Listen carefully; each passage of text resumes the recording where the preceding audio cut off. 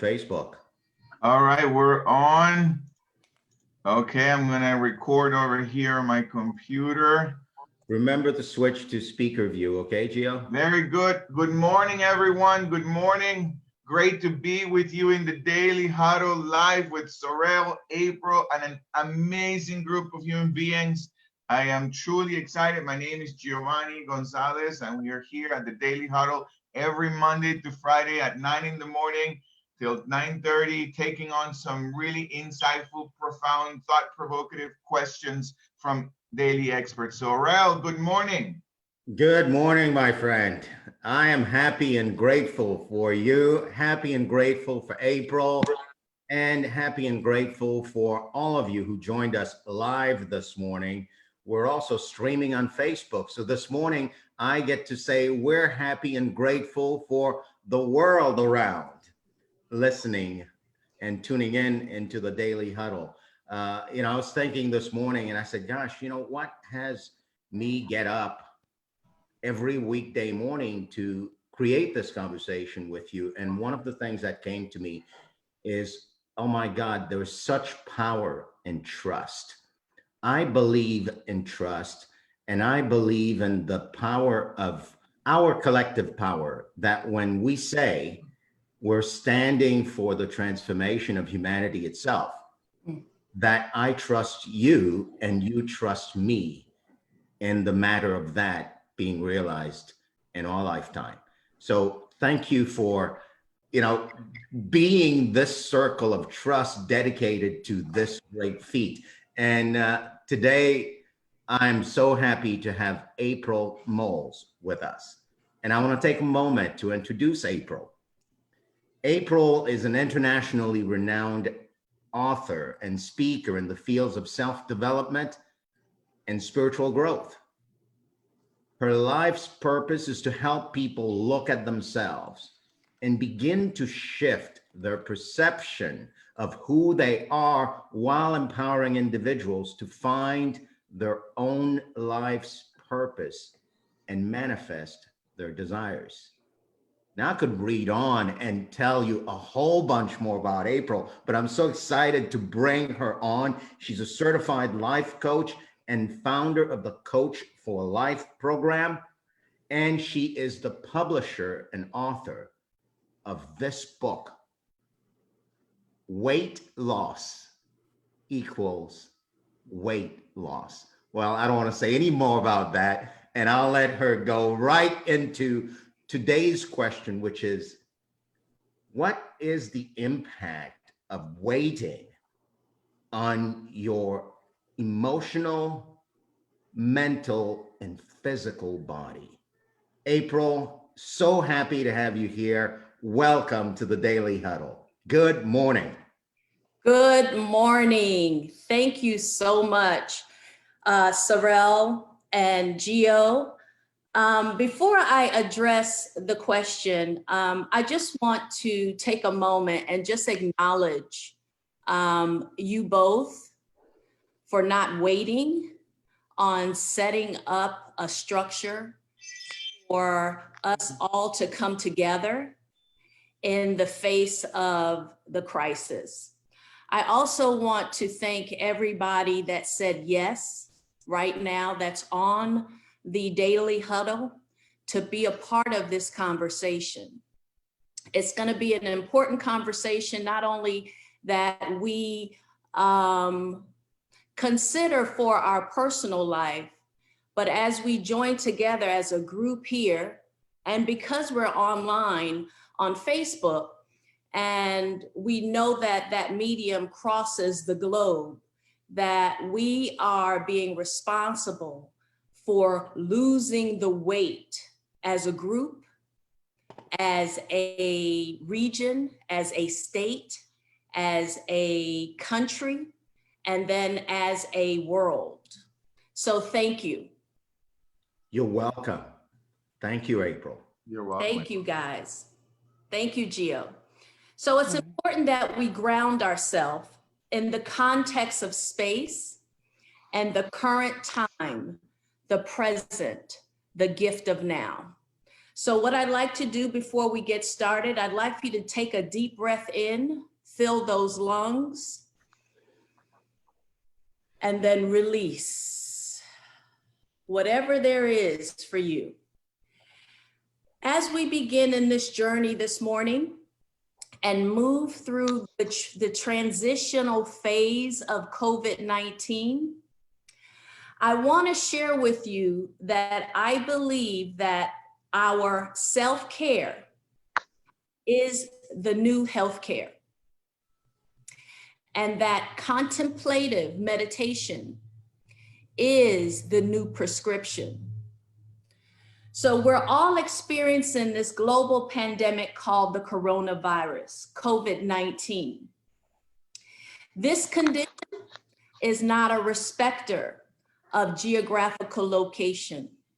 It is not a respecter of people, race, color, religion, body size, education, social status. It is not a respecter of your financial status. We are all collectively in the experience of this condition on the planet. So in terms of creating a context for answering the question, what is the impact of waiting on our mental, emotional, and physical body? As an example, we're going to use, what I'd like to do is I'd like to use the condition that's on the planet right now, COVID-19, from a personal, group, social, community, state, region, country, and world perspective. We are all waiting on some form. We're waiting collectively for a mask. We're waiting in line. We're waiting in line to purchase groceries. We're waiting to be tested. We're waiting for a vaccine.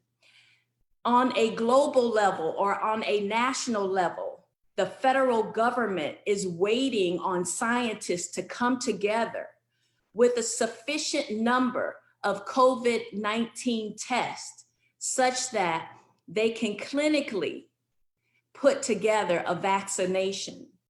We're waiting for that clinically tested vaccination.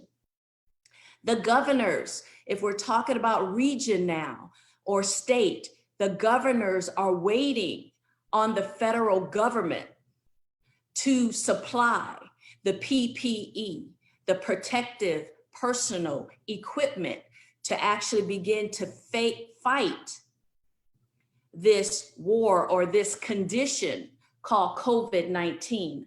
Hospitals are waiting for PPE. We're waiting to hear that social distancing is over. We're waiting for the things to return back to normal. I don't know if that's going to happen, but we are waiting for things to return back to normal. We're waiting to hear how the economy is going to bounce back. We're waiting, some of us are waiting for a stimulus check. So that is the collective, that is the collective weight in the face of this condition. Now, back in January 2020, before this world pandemic hit our planet, we were all waiting in some form in our personal life, whether you were waiting for a new job, waiting to be acknowledged on your job, or waiting for a promotion. We were waiting to start our own business, waiting for time to take off for vacation. We were waiting to retire, to start our living. We were waiting, some were waiting to die. Some were waiting on their partners, their spouse, or their significant others, waiting to tell somebody you love them, waiting to apologize or to have an apology be rendered to you, waiting for love, waiting for joy, waiting for peace, waiting to be happy, waiting to enjoy your life, waiting to live a life of purpose and follow your passion. So I want to, inside of beginning to answer this question, I want you to consider that we all have been socially conditioned to be chronic waiters.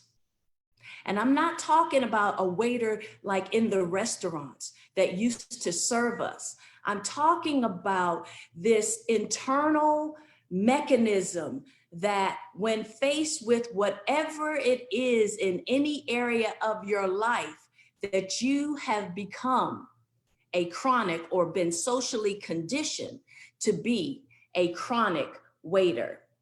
So listen, what I'm about to say to you is extremely important. In my book, Weight Loss Equals Weight Loss, that's WAIT loss equals WEIGHT loss. I argue, or I am beginning to share with my academic friends and begin to prove the principle that waiting, wherever it is in your life, has an emotional density to it. When you look at your life through the lens of waiting, there's always an emotion attached to the wait. In general, these emotions have what they call an energetic, mental, and emotional density, like that physical density in our body measured in pounds called weight.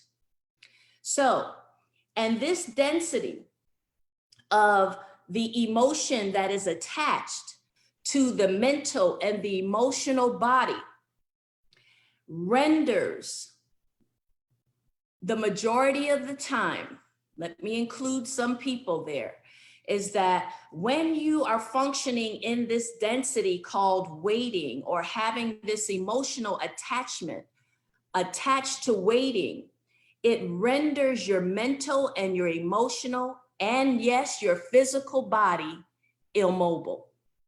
Let me say that again. When you begin to start looking at your life and look in an area that you want to move forward and look at it through the lens of waiting, and we're going to talk about some of the emotions that are attached to waiting and how they render your mental and your emotional and physical body immobile. Emotions that are typically associated with waiting are anger, fear, regret, anxiety, shame, blame, hatred, grief, unforgiveness. These emotions, and I'm going to take it a little bit further. I see my time here. I think I have until 9:20. I'm going to try to fit everything in within this time frame.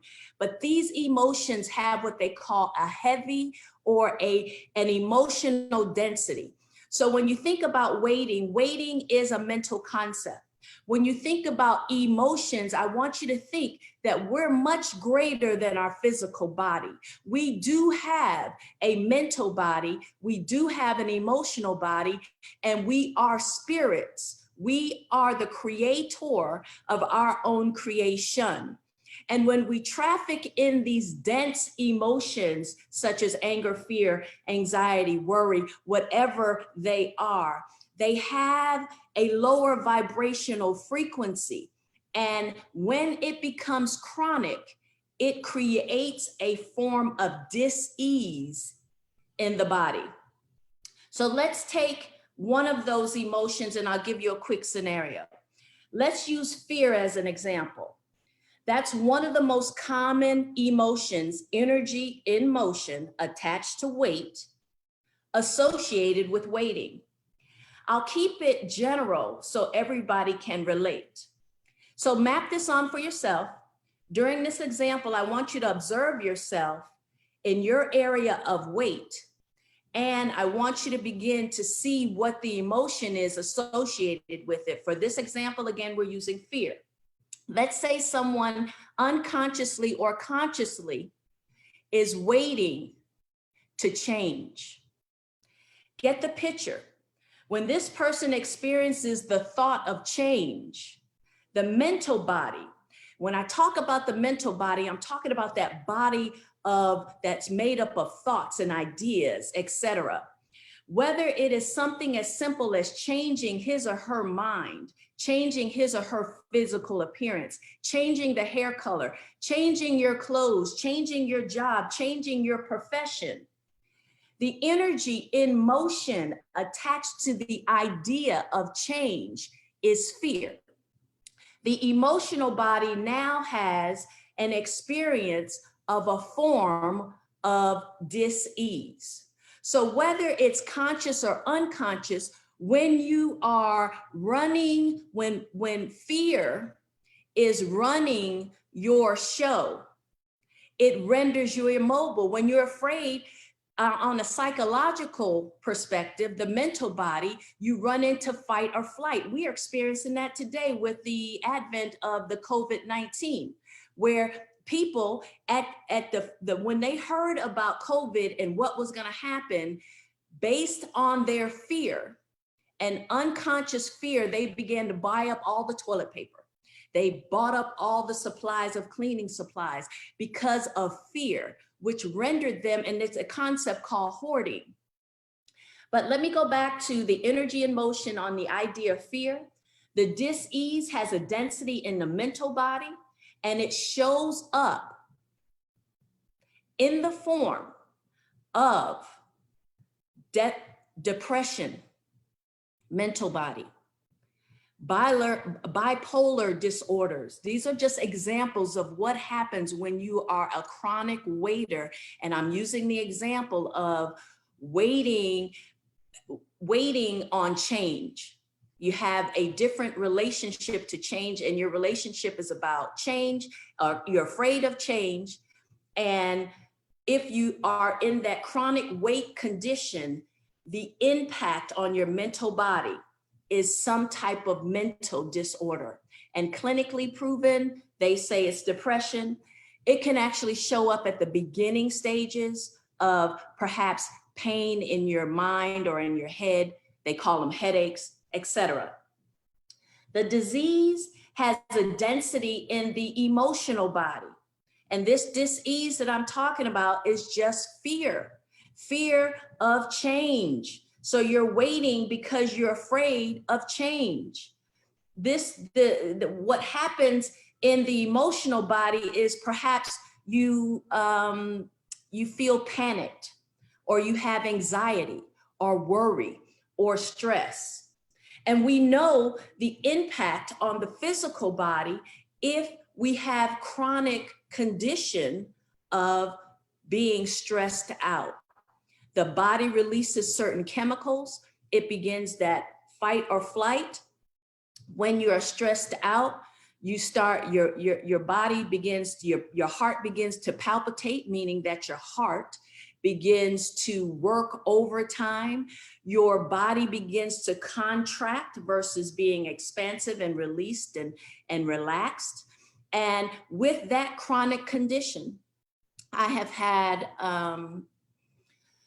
a couple of my clients, some of their spouses experience cardiac arrest. And so that is the physical body. But if we entertain this idea that we are much greater than our physical body, and I see I'm about to run out of time, but let me just get this one out. If we entertain this idea that we are much greater than our physical body, that it started somewhere, the creator created something, and that something was related into this heart region. So perhaps they were waiting for love, perhaps they were waiting to be affectionate. Whatever that love region is right here in the heart region is what that chronic waiting may be the source of cardiac arrest or heart attack. So I want to just say that we talked about this showing up in the body as dis-ease. On the other part of that equation, we're talking about physical weight, but these energy forms called energy in motion also have a density.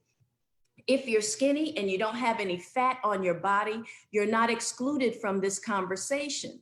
So if you lose the weight, as the title says, from the inside out, when you begin to look at and lose the weight in any area of your life, the weight drops off of the body, because what's done in the unseen must constantly unfold in the seen. And the scene that I'm referring to here is in your physical body. Now, the other thing that I want to speak of is when you're waiting, and who I identify as, it's not this form that you see. I identify with who I am, which is greater than that which you can see with your physical senses, that which you can touch, feel, smell. Who we are as spiritual beings. When you're waiting as a spiritual being, that weight in that term is called inertia. It renders you immobile. And then the chronic process of inertia is what they call entropy. And entropy is the process, the slow process of death. So COVID-19. I got a question for you, April. Yes. Because I wanted to, because you're going into in some degree, a new direction, but I'm still looking at something that you created for all of us, and I wanted to get an insight from you. So when you were saying waiting, and I almost feel like I'm waiting for absolutely everything my whole life. I'm waiting for absolutely everything. I'm waiting for everything. I'm waiting to lose weight. I'm waiting for my children to grow up. I'm waiting for me to have a better relationship. I'm waiting for me to not have a better relationship. I'm waiting and I'm waiting and I'm waiting. And you say it creates a density. Your point, a density in what do you mean by density, April? What does that mean? Does it creates a density? Very good. Thank you so much, Gio. It's a great question. Not quite sure if I have enough time to answer it, but I'm going to do my best. Yeah, in a degree where you answer it, and you also maybe give us some space for other people to ask you questions as well. I understand. Okay, well, so let me make it quick. So remember the equation: weight loss equals weight loss. Weight loss is about waiting in your mental, emotional body. And then if you're waiting, there is a physical weight on the body that is measured in pounds. So in energy, so when you have cycles of vibration, there is a density, there's a weight. Like for instance, when you're afraid, you can feel like it's a suppression, it's a depression. So when I'm talking about density, I'm talking about an emotional weight, consistent and equivalent with how we measure weight on a physical scale. You can measure, which I do in the book, I try to quantify these emotions that are attached to weight to give you a measurable pound, if you will. How much do you weigh in emotional pounds versus how much do you weigh in physical pounds? You know, I know that other people have questions, but I got to ask another one because this is so great. So one of the things that you said was we have become chronic waiters, right? Yeah. And so even though you're giving me this insight and I'm looking at that possibility of not being a waiter, but how is one not be a waiter? How do I look at my life without waiting for something? I don't know. I'm just kind of like looking for an actually, again, it's a great question. So there's a difference when you're present, you can make a choice. Let's say, for instance, like you said, you're waiting to lose weight. Most time people are unconscious that there's a weight there. They just make excuses for, oh, well, I'll do it on the next day. But I guess the first thing that you can do is to not be a chronic waiter is to give up the weight loss. And the first way to do that is become aware, get present. That is why I started our context today with presencing us to space and time. Being present right now. You just identified that I'm waiting to have my marriage be better. I'm waiting for my children to grow up, or I'm waiting to lose weight. If you are conscious that you're waiting and you just heard the effect, if you will, or the impact on your physical body and your mental and emotional body, you can make a choice in the moment. You know, that's really great, Gio, because that's another point that I wanted to say is that in this new ushering in of this new world order that's coming, before anything starts, it begins with language, self-quarantining, self-isolation, contact tracing, PPE, all of this language is bringing in this new episteme. But the thing is, the thing that they have not quarantined is your ability to choose. So right now, you just identified 3 major weights. And I can tell you that if they are chronic. I never saw it as I was like working on them, right? I never saw it as waiting until you proposed the notion. But I don't want to hold the notion just on my question. I was wondering if Sorel has a question, or maybe somebody else has a question. Thank you, Gio, for your questions. Thank you, April. Thank you. Thank you for being so generous, April. Well, this is live. We're going to go on Facebook and see if anybody has questions there. And we're opening it up for questions right here to the live audience. Who has a question or a comment?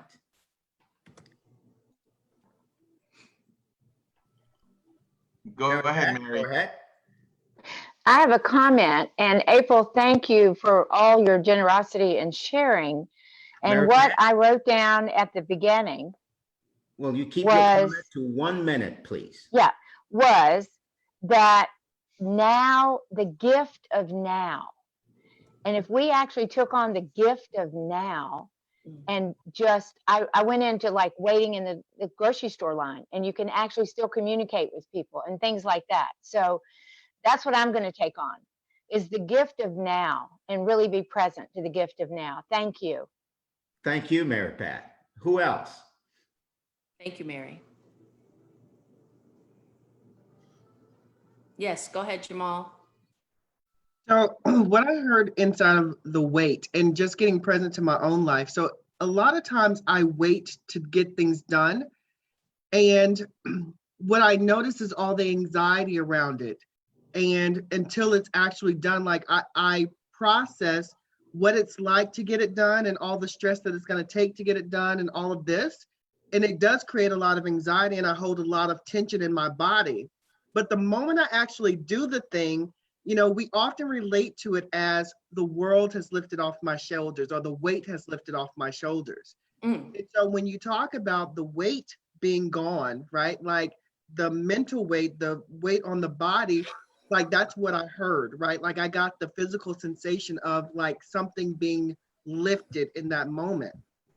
So really just looking at all of the emotional attachment to the weight, or the emotional consequences of the weight, and how that could lead into disease, because that continuously presses on or affects the organs and affects the body, carrying that around for whatever period of time that is. And so like Mary Pat said, the presence of now, just getting things done, and what it would be to live in that kind of world. Thank you, Jamal. Thank you. Thank you. April, I'm also present to this, that waiting, you said waiting renders me immobile. And I'm discovering in this conversation that a lot of the waiting I do is actually unnecessary. So I'm immobile in life for no other reason than my own addiction to waiting. Wow. So for business people, business owners, CEOs, and key executives of small to medium-sized businesses, I'm hearing you say a lot of the waiting you're doing is not necessary. And while this conversation is about the disease and the density that results in immobility in the physical body, there's a physical body called your business that also gets impacted in the same way. So this conversation is for the world of a human being living life, and also for the world of a business owner running a business. So I'm really excited about going out today and for the rest of my life, and to simply see that I am waiting. I am a chronic waiter. I am addicted to waiting, and it's all unnecessary. And maybe sometimes I can wait, and it's a choice. So thank you. Thank you, April.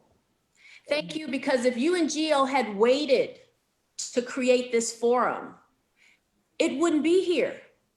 But there would be a mental and emotional impact on you guys as business owners with an unconscious weight, because I know that you heard from your spirit that, wow, we need to create this forum. And you didn't wait. So thank you for losing the weight. Beautiful. Thank And you. thank you for creating the space inside of which we can and will for the rest of eternity. April, it's been lovely having you on the Daily I have a Hut. quick question. I have a quick question. April, Yes. two things. I associate the waiting with a lack of inspiration. Is there a way, or I just Google and saw your book there, and I'm just wow, I didn't know that was there.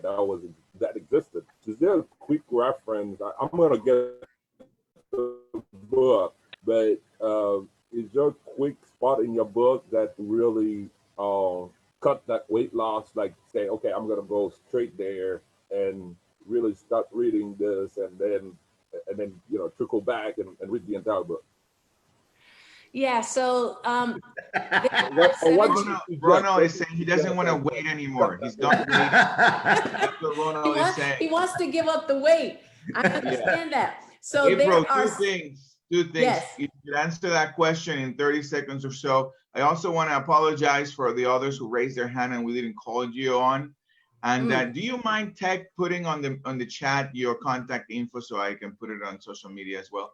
Go ahead, April, and then you finish it up, Sorrel. Okay, so the question is, is there a direct way to get to you see that weight loss of inspiration, correct? Yeah. So there are only 7 chapters in the book, right? So the first chapter is what is your weight? So you have to identify your weight. And then the second chapter is you want to look at your emotional pounds, which is what Gio was talking about. Let's see if I can pull it up real quick. How much do you weigh in emotional pounds? And then what's really powerful is that because you have a lack of inspiration, the third chapter talks about BMI. And I'm playing a trick on words here because BMI usually has to do with body something index, body mass index. Right. Mine is belief mentality index. There is a density to your structural patterns of belief, which would have you be in inspired, but the way that you're getting to it is looking through the lens of waiting. This 4th chapter is giving up weight loss, but you don't want to go straight to the 4th chapter here, Ronald, because then you're not giving yourself, you're not cleansing the body.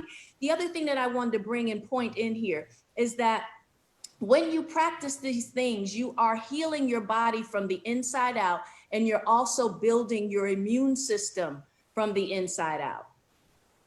4th chapter is trusting the process. The 6th chapter is weight loss, which is WEIGHT loss. And then the last chapter is about the mind-body connection. So to answer your question, and one thing is I suggest you just read the whole book, but if you wanted to dive in and like bounce all around, go to chapter 3 about your belief mentality index. And then you do want to come back and look at, well, what is your weight that has you be uninspired? Awesome. I Awesome. will put my stuff in the chat here. Let's see. Oh, by the way, and I have on this Under Armour because I do believe it's all about healing the body from mind and body from the inside out. In this war, we have to have on our Under Armour. And you have your Under Armour on, both physically and emotionally and mentally, right? Absolutely. April YouTube Moles, channel. everyone. Thank you so much for being on here, and to everyone in the studio audience live, and to everyone around the world watching the Daily Huddle live on Facebook. Thank you for your participation today. And I'm leaving with this, April, and I will leave the world with this. I first acknowledge that I am a waiter. I wait chronically. And now that I'm aware, I can actually catch myself waiting. That is a good thing. And when I catch myself waiting, I just stop waiting. I could literally power through it that way. And what I'm discovering in the last couple of days, April, is that as I power through the wait and notice my own addiction to the waiting, the emotions that come with it show up. And I'm able to label them and say, oh, that's what that is. And then choose. Not Yes. waiting doesn't mean that I actually have to take an action. It means I come to this moment of choice, And of awareness. liberation, of freedom. And in some areas, I stop waiting, I move on. In some areas, I stop waiting and I act consistent to my personal commitments. And in some areas, I continue to wait. And that could also be a choice. Thank you so much for creating so much freedom around waiting and losing. Sorrel the and wait. Gio for having me. It's been a pleasure. All right, until next time, this is the Daily Huddle, where you get what you need to live a phenomenal life, make great decisions, and produce great results in your life. Goodbye, everyone. Thank you. Goodbye. Goodbye. Bye. Thank you. Bye-bye, everybody.